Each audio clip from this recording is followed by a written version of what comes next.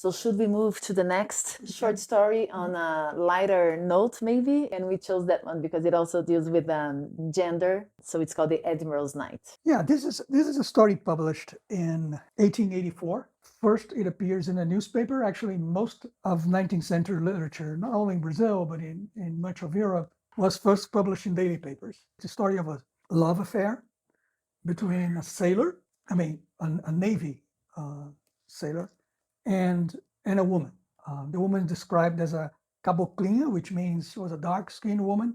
Caboclinha probably also has to do with the fact that she has indigenous descent, perhaps a mix between indigenous and African, indigenous and white. And this sailor, the narrator is not objective about whether he's a person of African descent or not. The clue we have about this is that he's described as Deolindo Big Nostrils. Yes. Yes. And this is certainly a racialized way of describing, because in the 19th century, the shape of the nose was a very ideological issue. You would always describe Europeans as having long, thin noses, and people of African descent as having short, flat noses. So this is 19th century scientific, Yes, scientific. between many quotes, Yeah. Races. So this couple, they are in love, and then at some point, Deolindo, Big Nostrils, is required to go on a training trip with the Navy. He would be away for 9-10 months. And then they have to split for this period, and they make an oath of fidelity, of being faithful to each other. And then there's this drama about they get separated, and he leaves, and Genoveva, the caboclinha stays. Yes.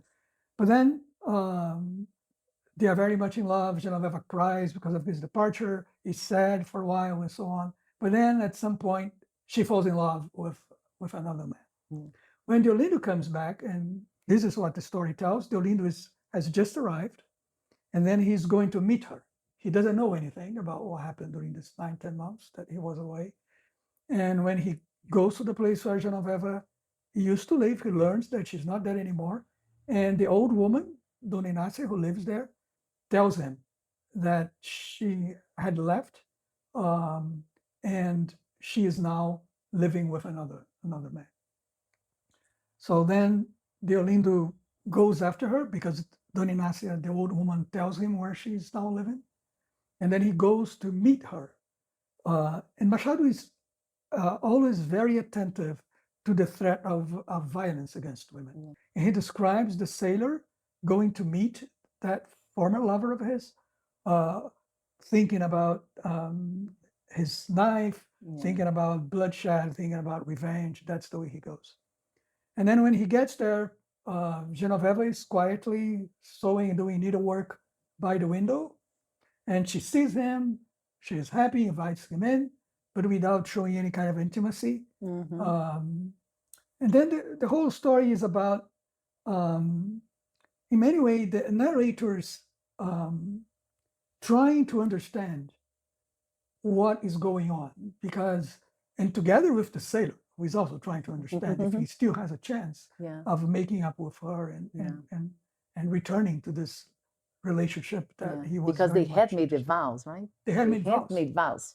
Yes, they have made vows. Fidelity vows. Fidelity vows. What is happening here is that both the narrator and the sailor don't really understand the kind of moral values or moral conduct that Genoveva values. Genoveva tells him the truth. Look, when I made the oath, when I made those vows, I loved you. I was being sincere. This was my heart then. But then my heart changed, and I fell in love with another man. And since my heart changed, she was saying, oh, I'm faithful to myself. Yes. So then I like Genoveva a lot. For those who know me, you already know why. I mean, she's a woman of word, but she has her truth. But this is like not, you cannot understand it. Like back then, the narrator, not even the sailor could understand stand her, or how someone would be so, I think, truthful to herself. truthful to herself, and then truthful to another Because she's telling one, him because what she's happened. telling him the truth, right? And she is not apologetic at all, which surprises or shocks the narrator. Yeah. Right.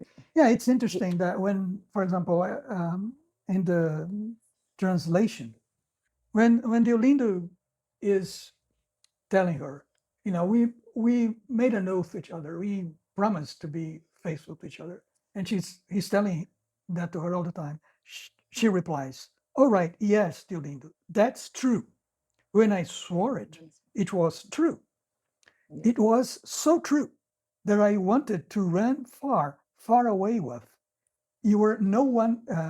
I wanted to run far, far away with you, where no one would find us. God knows it was true. But then other things came along. This other young man came along and took a shine, and I took a shine to him." In these 4 lines, the word "true" appears 1, 2, 3, 4 times, and this is a literal translation in the original also. So much so that what I think is going on here is that these 2 people interpreted the oath differently. For Deolindo, the oath was something forever. For her, the oath was about her heart at the moment. The oath was, and it's interesting if you look at when they have this dialogue, when they take the oath of fidelity, the dialogue is like this.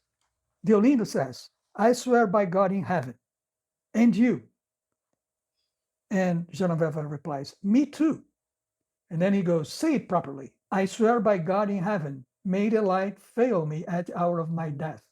It's interesting because her first response was, "Me too." I mean, a very, Yes. it was like, and then only after he Asks for more, Yeah. does she use a form which is even more complete than his, which makes it a little suspicious. It's like maybe too much. Yes. I swear by God in heaven, may the light fail me at the hour of my death. She did that under pressure. Yes. Yes. And so there are indications in the story that she has a way of seeing the things that is not to be reconciled with his way of looking at things. And also that pressure that she felt, even though she was very much at ease in welcoming him to her home when he returns, she keeps the door open. Oh, yes. That's something that I also like. So Machado is also touching on domestic violence here, right? He was feeling betrayed by her. So he mentions she leaves the door open. Yeah, the tension about potential violence is there all the time. But another thing, which just a point which is really important for Machado's stories, the way he constructs them, is the limitations of the understanding of the narrator himself. The narrator is usually, the assumption is that there's a wealthy white man, probably someone who also had experience holding slaves and a wealthy individual of a certain social class. And the difficulty here that the sailor has in understanding Genoveva is in part also the narrator's difficulty. For example, there is a paragraph in which the narrator is trying to interpret her motivation, because this moral compass is also very strange for the narrator. Yeah. And then he says, "She spoke with a mixture of candor and cynicism, insolence and simplicity, which I shall refrain from trying to define any better. Actually, I think even insolence and cynicism are wide of the mark. If you take out insolence and cynicism, you are left with candor and simplicity," meaning that, but the narrator does not do this exercise, right? She is candid and she is simple. She's direct. She's telling her truth. Yeah. But telling the truth like this is not something the narrator understands. Yeah. Neither does the sailor, because they have another type of expectation about what women should be like. Yes. And what taking an oath of fidelity should mean to people. So there's always this thing which I think is really important in Machado to see. Another moment, the narrator tells about her. Perhaps any other woman would have said the same thing, but few would have said it so candidly. Yes. Not deliberately, but quite spontaneously, note that here we are very close to unvarnished nature. So for the narrator, her truthfulness is actually lack of politeness. It's almost like she is uncivilized. She's like a a force of nature Yeah. without being polished or actually refrained by conventions or by expectations about Yes. the Yes. woman Almost of a, like not a savage, but Yeah. almost like because in many points, as you pointed out in also in your article, he makes sure we know she's poor. We know because of the way he describes her house and her manners. So for me, there's also a way like a woman from the elite, a woman from the upper classes would never act Act this like way, this. act like this. because they would be paying more attention to social customs and expectations. Yes, like even though she's poor, the name of the Dona Inácia, Dona the- Dona Inácia, yes. So Dona Inácia, she's afraid. She kicked her out of her house because the other man who was coming to court her, they kept whispering in her window. They kept talking, and she was like, "What will the neighbors say? What will people think?" Even though she's from a lower class, also from what I understand, but she's concerned with, society and with the rules. And Genoveva is not. Yeah. And I think this is very truthful to this day. But I guess that still today, in many aspects, in many, many aspects, it is very difficult for women to say out loud in some circles, in social circles, exactly what they feel or what they think about something because of social norms or what's expected of them. Yeah, there are many things here that are intertwined. There is gender inequality, there's class inequality, there's, gender violence, Yeah. the threat of gender violence, the fact that women are always having to pay attention to the threat of violence. Yeah. She's very attentive to what's going on, Yeah. and the sailor is thinking of being violent. And so, but then the story ends well. Yeah. In the end, there is a happy ending. Yes. Because in the end, the sailor seems to have accepted, or he doesn't see an alternative. And he ends up, if not respecting her decision, accepting it as unavoidable. And then he leaves. Of course, he doesn't tell the truth to the other sailors who knew that he had left to meet his lover. And he acts as if things had gone according to expectations in relation to meeting Genoveva again. But then things end well. Genoveva stays with her new love. Yeah. And I don't know for how long. Yeah.